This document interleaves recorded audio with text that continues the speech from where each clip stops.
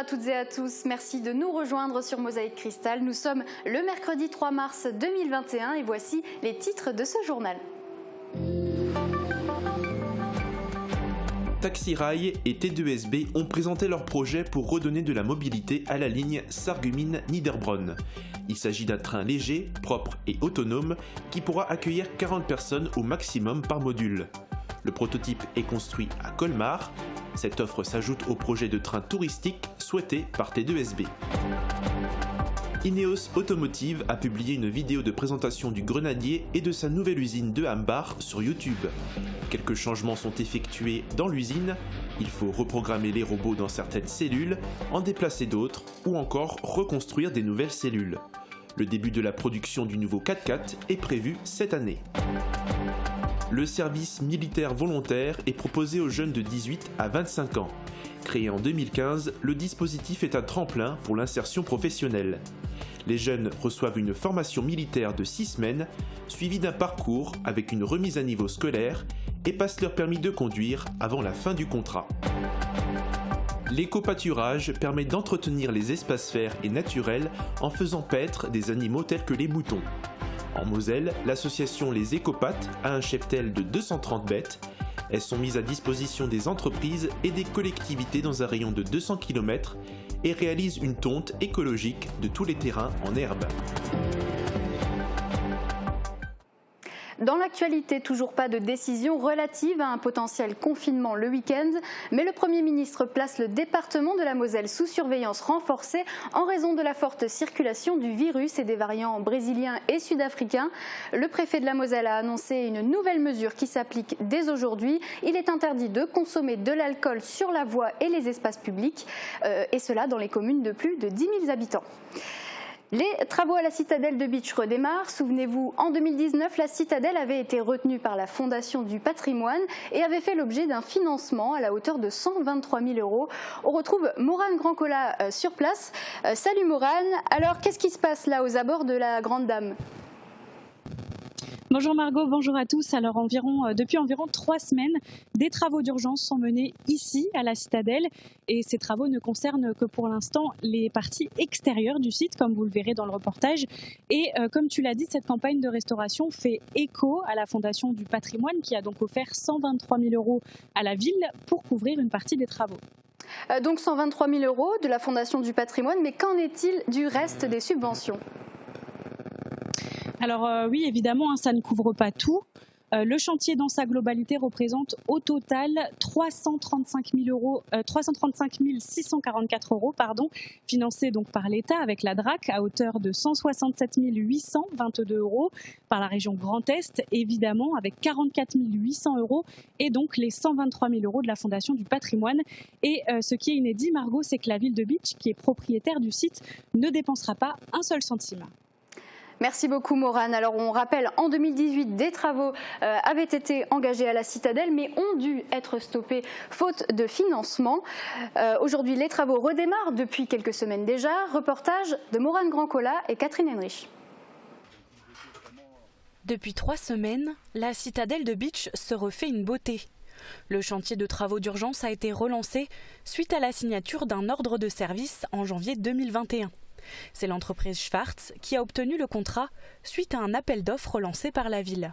Et nous sommes lauréats où nous avons signé un contrat pour 1 an avec la ville de Bitche et la maîtrise d'œuvre, l'architecte en chef des monuments historiques. C'est vrai que l'entreprise elle est qualifiée pour intervenir sur des sites classés par le patrimoine français. Actuellement, ce sont des travaux d'urgence qui sont menés pour consolider les parties extérieures en proie à la nature qui reprend ses droits. L'architecte a bien listé les travaux à faire. Nous nous retrouvons ici à un bastion qui les fondations ont lâché parce qu'il y a au niveau des drains, au niveau des bases, l'entretien et puis l'âge aussi de cette citadelle a fait qu'il y a des parties qui sont éboulées. Donc nous devons intervenir. Pour l'instant, ce chantier devrait s'achever d'ici la fin de l'année, mais évidemment, d'autres travaux seront nécessaires pour remettre en forme cette grande dame, vieille de 300 ans. On vient de le voir, les travaux ont repris à la citadelle de Bitche. Morane Grandcola a été sur place ce matin. On a profité pour poser quelques questions à Jacques Elmer, conseiller municipal délégué à la citadelle, au golf et aux friches de la ville de Bitche. Alors Jacques Elmer, bonjour. Bienvenue à Bitche. La commune a signé l'ordre de service pour les travaux d'urgence fin janvier 2021. Donc ça y est, on y est, comme on peut le voir derrière nous. Comment ça va se passer pour la suite ? Alors, on peut rappeler que c'est grâce à la Fondation de Berne qu'on a pu obtenir un financement intéressant de près de 130 000 € qui fait qu'on peut relancer un nouveau chantier de restauration de 330 000 € grâce aussi au soutien de l'État pour 160 000 et au soutien de la région Grand Est à hauteur de près de 50 000 €. Donc le chantier vient d'être engagé depuis un mois et on espère qu'il s'achèvera vers la fin de l'année. Bon. Et nous réfléchissons actuellement à une étude pour, disons, actualiser et prioriser la programmation des travaux qu'il faut faire dans les 5 ans qui viennent pour être en mesure d'y faire face avec l'État et la région notamment. Pourquoi c'est important de préserver ce patrimoine ? La citadelle de Bitche est un élément important de notre histoire et de notre identité. C'est aussi un site qui accueille près de 50 000 visiteurs chaque année et c'est un site qui génère des hébergements, des séjours dans la région. C'est un site qui renvoie vers les autres sites, Musée du Verre, Place Saint-Louis, Grand Place à Saint-Louis, etc., jusqu'à Eschwiller et j'en oublie. Donc il est très important sur le plan économique que cette citadelle soit bien entretenue et reste très attractive. Et là, donc les travaux sont à la citadelle, mais sur la commune de Bitche, il y a d'autres travaux qui vont être menés. Alors, on a aussi un petit chantier de restauration cette année à la porte de Strasbourg, que chacun voit bien quand il arrive ou alors quand il sort de Bitche, et qui était également un élément fort de l'image de la ville. Très bien. Eh bien, comme Jacques Elmer l'a dit, l'architecte en charge du projet souhaiterait que les travaux d'urgence se terminent d'ici la fin de l'année. Et c'est une autre proposition qui a été présentée à la sous-préfecture de Sarreguemines pour valoriser l'ancienne ligne Sarreguemines-Niederbronn. L'association T2SB, que vous connaissez sûrement pour son idée de vélorail, maintient son projet de train touristique. Mais en parallèle, elle souhaite intégrer un nouveau type de transport propre et à la demande. Elle s'est associée avec l'entreprise Taxirail. Le directeur général de la société a présenté le dispositif au micro de Thibaut Desmerlet. Alors aujourd'hui, vous êtes à la sous-préfecture de Sarreguemines pour présenter un projet commun avec l'association T2SB. Quel est ce projet de mobilité ? Alors ce projet de mobilité s'appelle le Taxirail. C'est un train léger autonome, motorisation électrique, range extender à gaz ou range extender avec une pile à combustible, donc hydrogène. Où en est l'état du projet aujourd'hui ? Alors l'état du projet, le véhicule est construit, le prototype est construit à l'usine Geismar de Colmar. C'est un projet global de 25 millions d'euros qui est destiné donc à redonner de la mobilité aux lignes de desserte fine.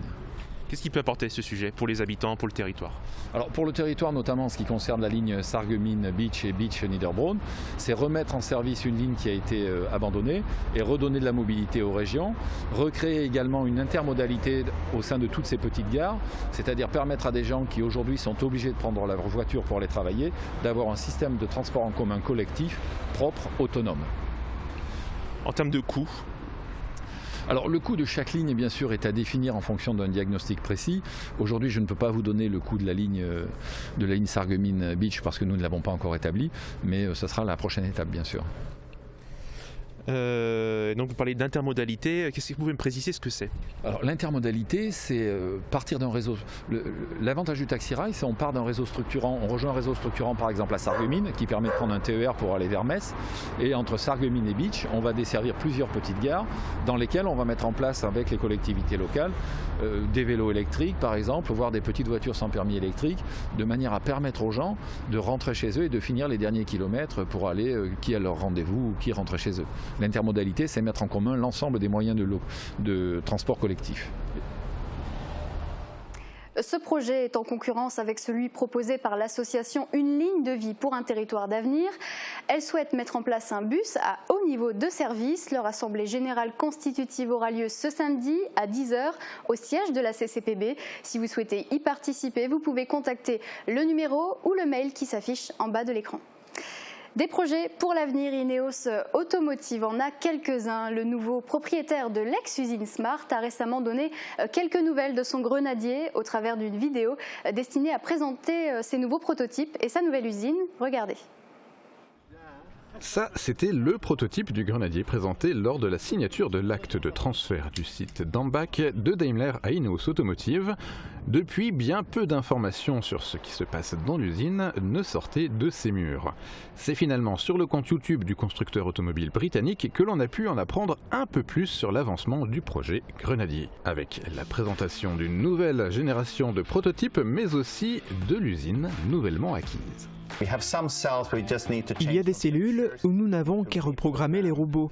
Il y a des cellules qu'il faut que l'on réarrange, ce sont des cellules modulables où quelques robots seront déplacés d'une place à une autre.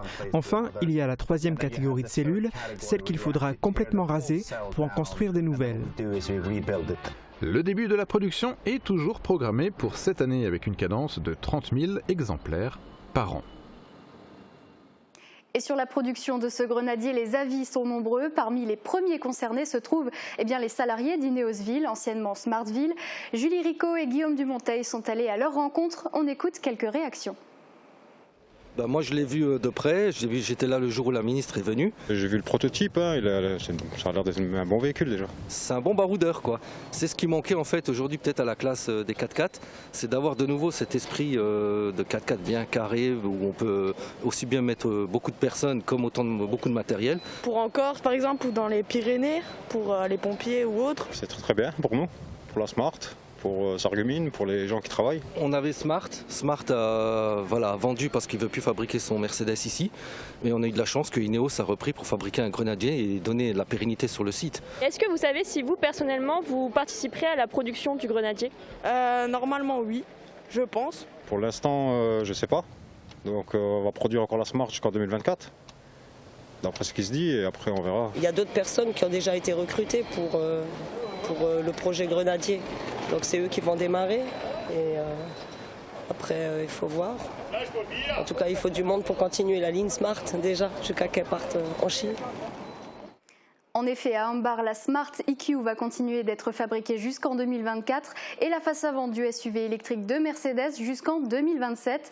1300 emplois sont donc pérennisés pour le moment. En parlant d'emploi quand on est jeune ou peu ou pas diplômé, il peut être difficile de s'insérer dans le monde professionnel et pourquoi pas l'armée, le service militaire volontaire peut être une opportunité intéressante pour ces jeunes. Récemment, un recruteur du régiment de Montigny-lès-Metz était dans les locaux de la mission locale de Frémin-Merlebach. Reportage de Grégory Sebag. Il faut être majeur, il faut avoir entre 18 et 25 ans pour rentrer au service militaire. S'armer pour l'emploi, c'est ce que propose le service militaire volontaire aux jeunes de 18 à 25 ans éloignés de l'emploi. 3 à 4 fois par an, les recruteurs viennent à la rencontre des jeunes de la mission locale du bassin houiller à Frémin-Merlebach pour des réunions d'information. Le SMV est très intéressant au niveau du débouché et puis ça peut intéresser beaucoup de nos jeunes qui sont très peu mobiles et le service militaire volontaire leur permet de passer le permis durant la période où ils sont là-bas. Donc ça c'est un atout non négligeable. Alors on va faire beaucoup de marche au pas, de l'ordre serré. Et après ça va plus être de la formation pratique sur le terrain.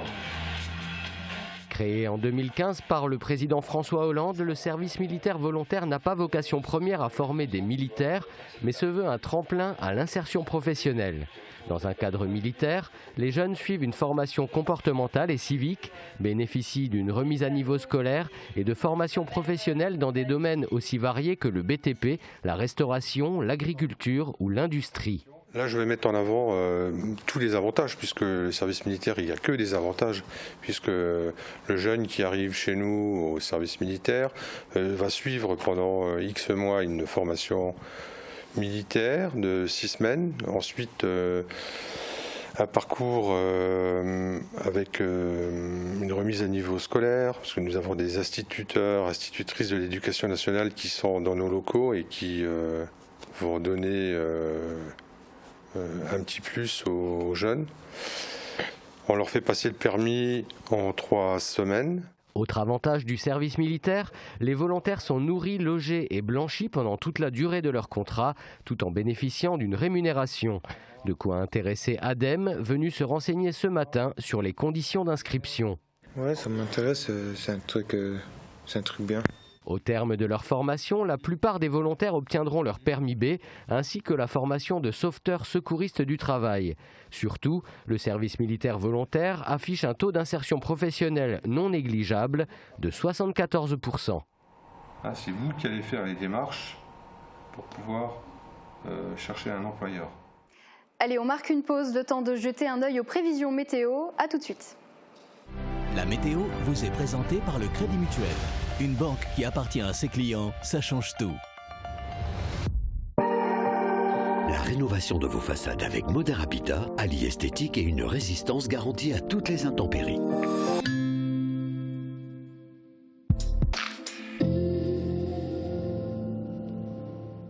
Bonjour tout le monde, j'ai déniché un nouveau coin pour aller se promener. Saviez-vous qu'on peut aller de Hambach à Woestviller à travers champs? En partant de la rue de Puttelange et en traversant le pont au-dessus de la voie rapide, on arrive sur une petite route qui longe les champs et depuis laquelle on peut profiter d'une superbe vue panoramique sur Woestviller. Et si on continue le chemin jusqu'au bout, on arrive à l'entrée de Woestviller dans la rue de Sarreguemines. Un petit parcours de 2,8 km qui dure 11 minutes en vélo et 34 minutes à pied.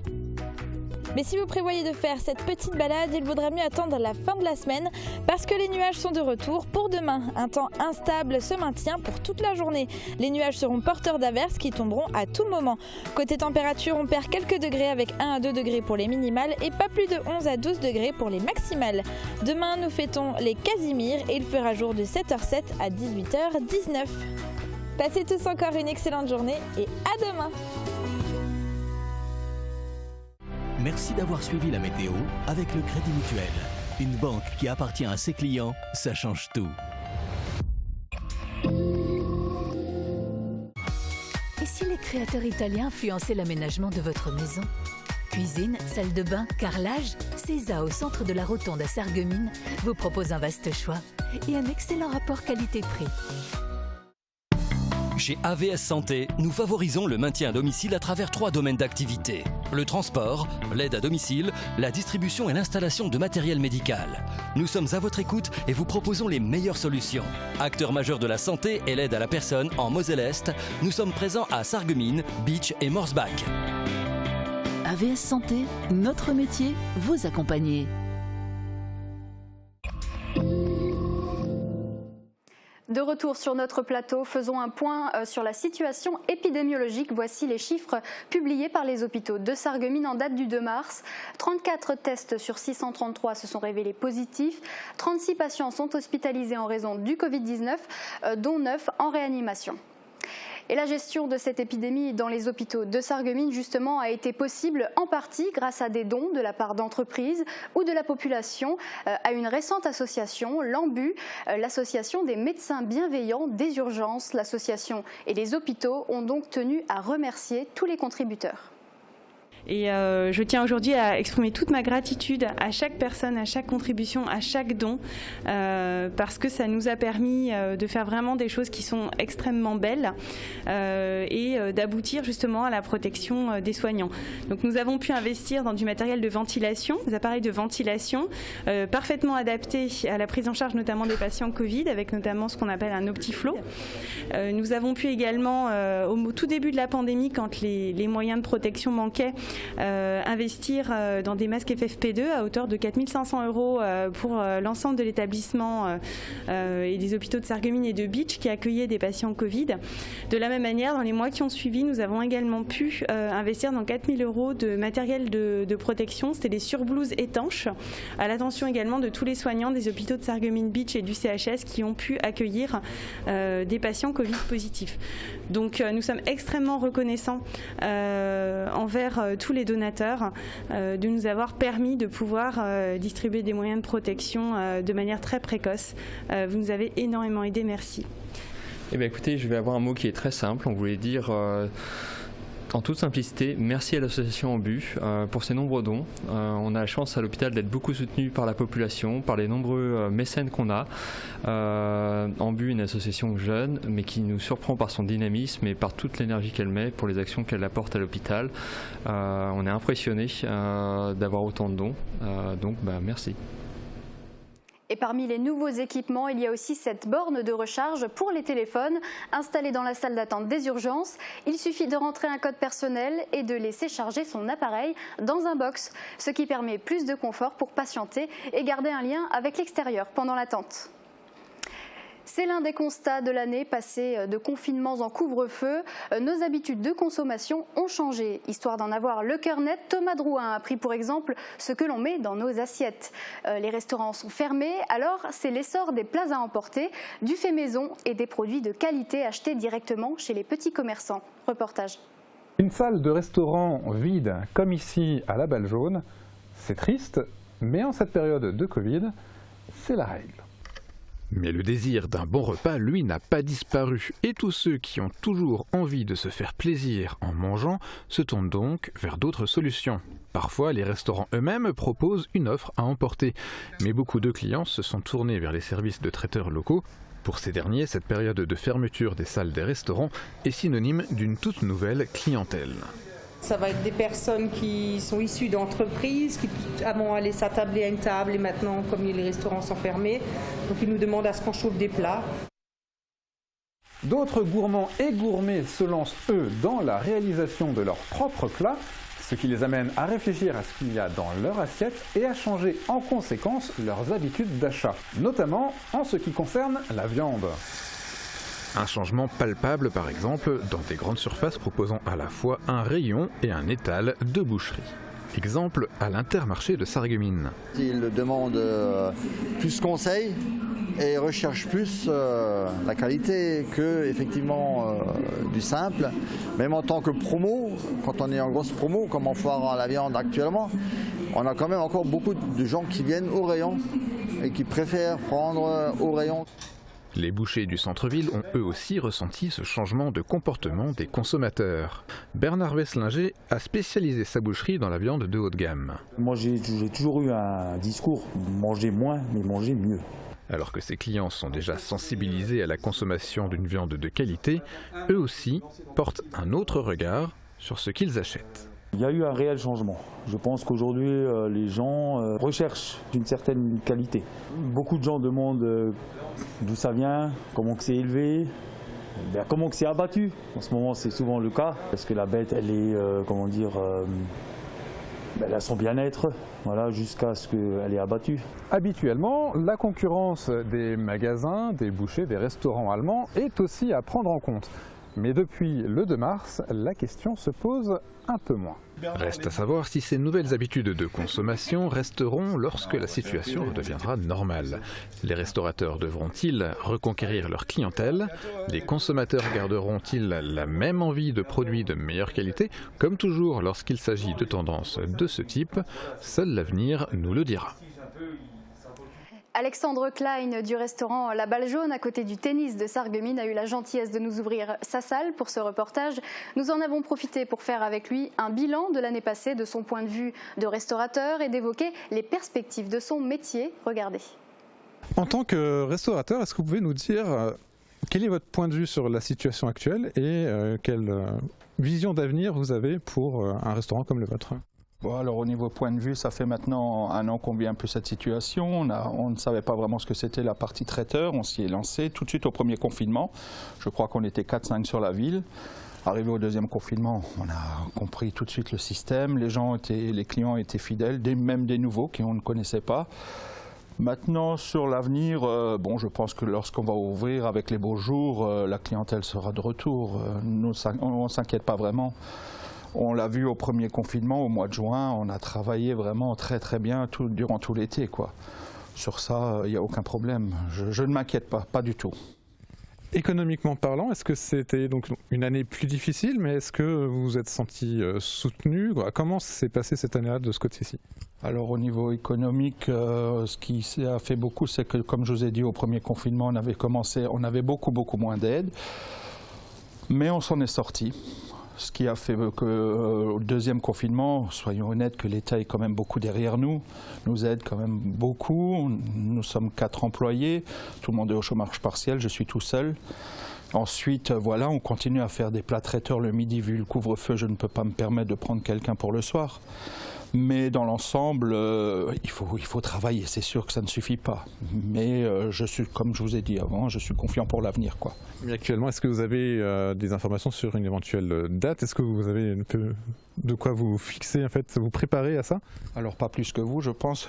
Je suis les médias, j'en sais pas plus. On n'a aucune. Je sais que pour le mois de mars, ça c'est sûr qu'on rouvrira pas.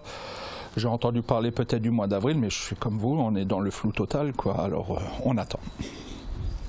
Et oui, la patience, décidément, est le maître mot de cette épidémie. On souhaite en tout cas bien du courage à tous les restaurateurs. Eux restent ouverts les commerces alimentaires comme le Norma à Sarralbe, qui souhaite d'ailleurs agrandir son magasin. Regardez. Situé rue de Strasbourg, Norma veut s'agrandir.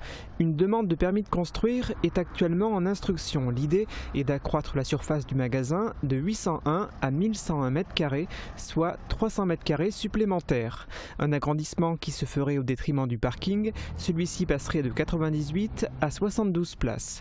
Le supermarché discount serait non seulement plus grand, mais également plus beau, avec une amélioration de l'aspect esthétique du bâtiment. Et on termine ce journal avec un reportage qui va vous donner le sourire pour entretenir les espaces verts aux abords des entreprises. Qui de mieux que les moutons, les brebis ou encore les ânes? Les herbivores sont de véritables tondeuses sur pattes. On appelle ça de l'éco-pâturage. La pratique n'est pas nouvelle, mais elle se développe de plus en plus. En Moselle et même au-delà du département, l'association Les Écopates met à disposition des entreprises ou des collectivités pas moins de 230 bêtes pour entretenir les espaces verts. Reportage de Jean-François Ambroise.